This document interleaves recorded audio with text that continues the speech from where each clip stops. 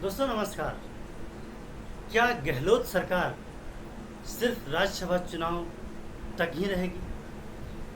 जो अंदर खाने जानकारियां आ रही हैं उसके अकॉर्डिंग तो यही लगता है, क्योंकि जिस तरीके से वहाँ पे कांग्रेस पार्टी में अंतर्कलह है, वो टिकट देने से लेकर और सचिन पायलट का पुराना अंतर्कलह सब एक साथ लेके आया हुआ है।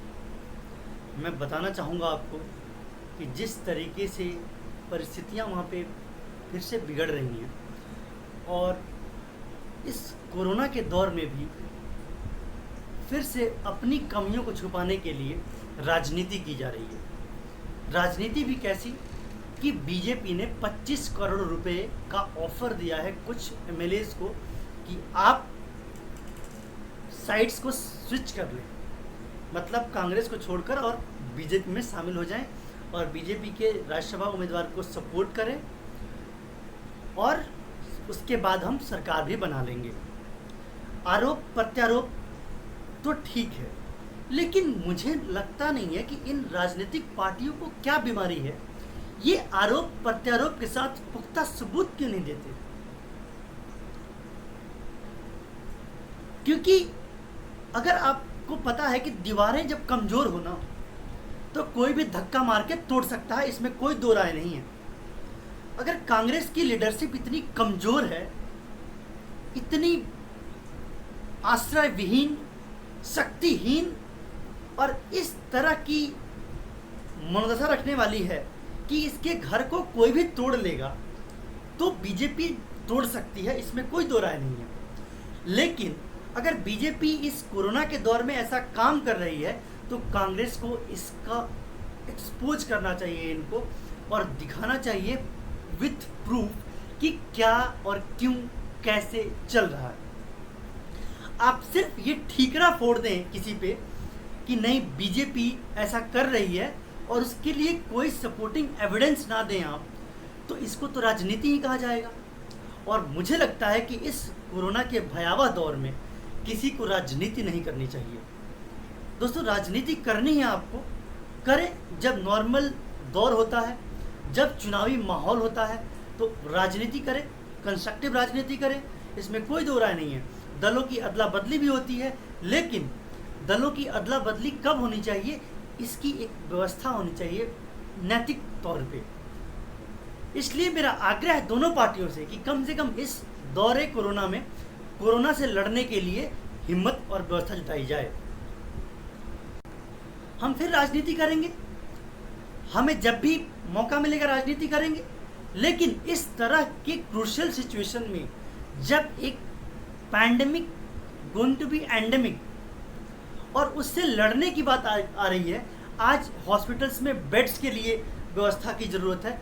आज नेताओं या पदाधिकारियों का सेंटर ऑफ अट्रैक्शन हॉस्पिटल्स होने चाहिए, स्वास्थ्य व्यवस्थाएं होनी चाहिए, किस तरीके से रिसोर्सेज का बेहतर मैनेजमेंट हो पाए, ये चीज़ें होनी चाहिए। तो सब लगे हैं कि किसका विधायक खरीदा जाए और कोई अपना घर मजबूती से बांध के रखने में असक्षम है और सिर्फ आरोप लगाता है। तो ये जो होटल की पॉलिटिक्स है, गुजरात के विधायक भी राजस्थान के होटल्स में रुकते हैं, राजस्थान के विधायक भी राजस्थान के होटल्स में रुकते हैं। तो इस तरीके की होटल पॉलिटिक्स कहीं ना कहीं कांग्रेस और बीजेपी दोनों के लिए ठीक नहीं है।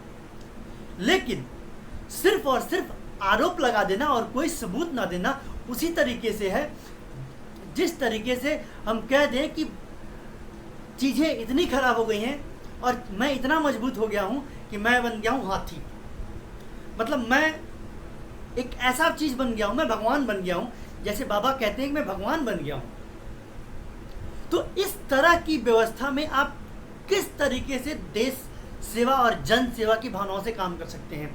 मुझे शर्म आती है इन राजनेताओं पे, जिस तरीके की व्यवस्था बनी हुई है। और कांग्रेस की हालत ये है कि वो एक फूस की दीवार बनी है जहाँ पे एक चिंगारी भी उसके पूरे आशियाने को भस्म करने का मादा रखती है, क्योंकि उसने अपनी महत्वाकांक्षा और इस राजघराने की महत्वाकांक्षा का पूरी कांग्रेस पार्टी को बलि चढ़ा दिया है। और जिस तरीके से इन्होंने कांग्रेस की बागडोर को सिर्फ और सिर्फ आत्म केंद्रित रख के और पूरी व्यवस्था को चरमरा दिया है। मैं बताना चाहूँगा आपको कि इनकी कोई भी सरकार 5 साल पूरा नहीं कर सकती। जो हालात हैं आज ये कह रहे हैं कि बीजेपी की वजह से हो रहा है, मैं मान लिया कि बीजेपी की वजह से हो रहा है, तो आप क्यों इतने कमज़ोर हैं? आप क्यों ऐसे लोगों को चुनते हैं जो बिकाऊ हैं? आप सरकार में हैं तब भी आपके विधायक विपक्ष के पल्ले चले जाते हैं। ये क्या व्यवस्था है आपकी? क्योंकि आपको लूट का माल सिर्फ आपको ही चाहिए। जिस तरीके से राजघराने का नेतृत्व है हर एक विधायक पे, अब वो चीज़ नहीं चलेगी। आपको समझना होगा कि अब व्यवस्था बदल गई है और आपको बदलाव स्वीकार करना होगा। आपको पार्टी का राजतंत्र खत्म करना होगा, नहीं तो जिस तरीके से बदलाव आ रहे हैं, आपकी सरकार आ भी जाती है गलती से, वो 5 साल पूरे नहीं कर सकती।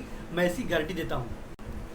दोस्तों, मैं इसको राजनीति क्यों कह रहा हूँ, मैं बताना चाहूँगा आपको। जो विश्वस्त सूत्रों की जानकारी है और वो इतनी पुख्ता सबूतों के आधार पे है कि राजस्थान की कांग्रेस पार्टी अंतर्कलह से जूझ रही है और उस अंतर्कलह को मिटाने के लिए ये जितनी भागा दौड़ी और मीटिंग्स हो रही हैं वो हो रही हैं।